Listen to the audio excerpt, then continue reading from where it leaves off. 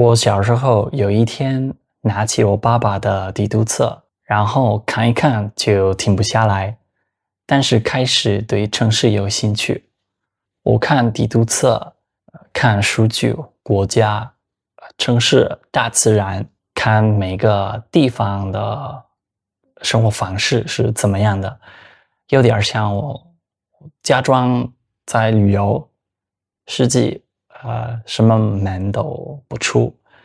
而且这样做让我想一想，可能人类通过讲城市，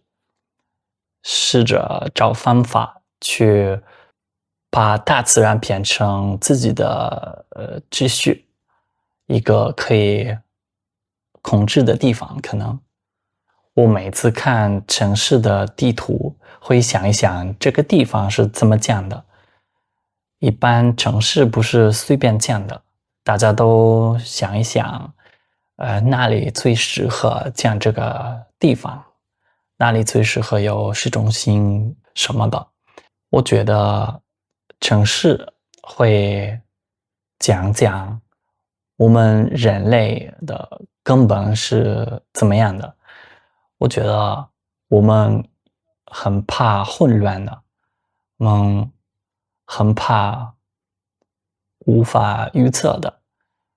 就是为什么我们通过城市试着预测、控制这个大自然，把这个危险的大自然变成一个很舒服的地方。我也非常喜欢学习一个地方是怎么变化的，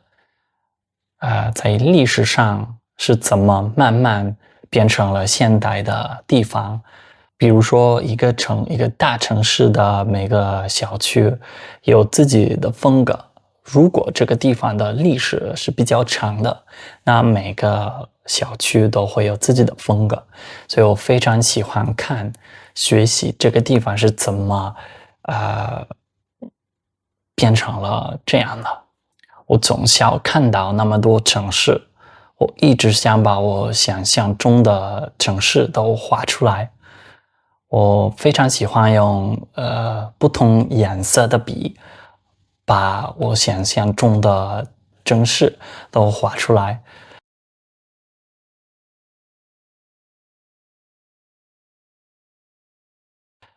我再想一想，我再思考这个地图的哪里最适合建城市，最适合有市中心不同的小区，景点，好玩的地方什么的，什么都可以吸引我，可以让我想一想怎么创作，怎么建一个新的城市。比如说，可能我再走一走，我看到，以前上有皮条的地方，然后这个皮条让我想一想，这可能是这个城市的轮廓，然后通过这个形状，我会开始我会开始画这个城市。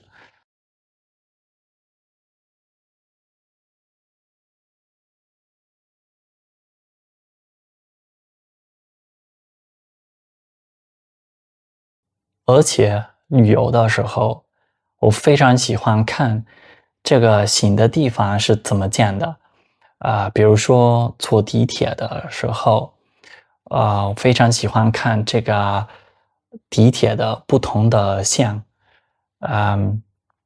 我在那里的幻象什么的，有点像在玩游戏。只有一个缺点，就是坐地铁，因为是地下的，所以这个城市其实这个城市就是看不到的。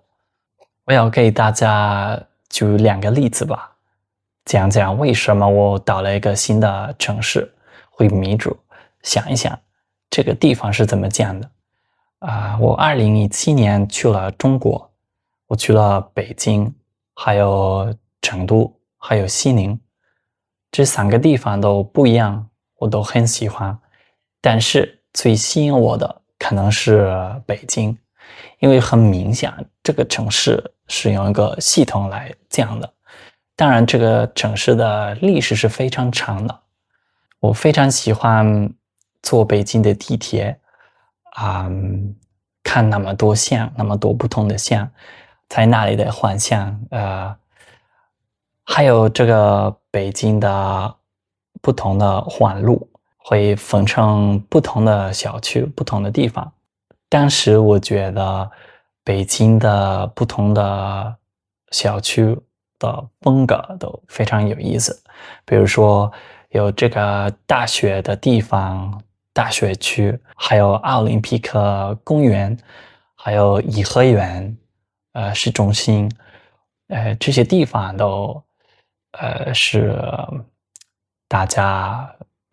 花长时间来想怎么建的。而且因为北京的历史是比较长的，各个地方有自己的风格，比如说你去三里屯的那里有很多大使馆，这个地方的风格和比如说后海非常的不一样的。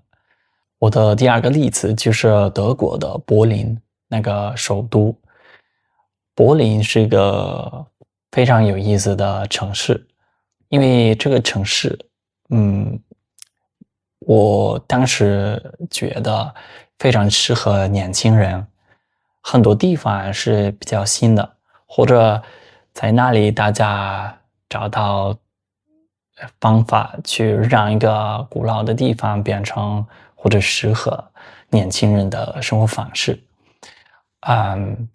我也非常喜欢这个城市是当地人怎么用，怎么享受每个小区。比如说有一天我去了迈巴赫夫，这个小区有很多很小的河，有几条河，这个地方很安静，非常适合散步，探索各个小街道什么的。还有 Tempelhof， 就是一个巨大的公园。这个公园在过去是军队用的机场，所以我觉得很有意思，这个怎么把这个老的机场变成一个公园，就是柏林人天气比较好的时候可以去那里晒太阳，享受什么。这是为什么我觉得正是就是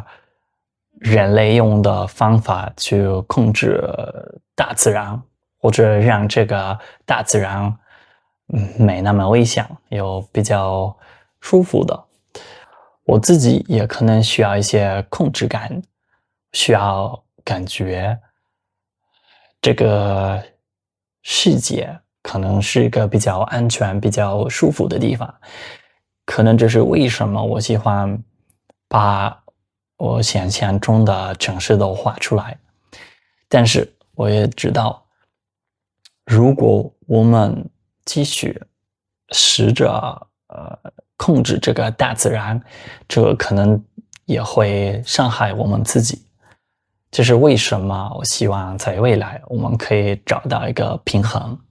我知道的肯定就是我感到压力的时候，会继续画出来我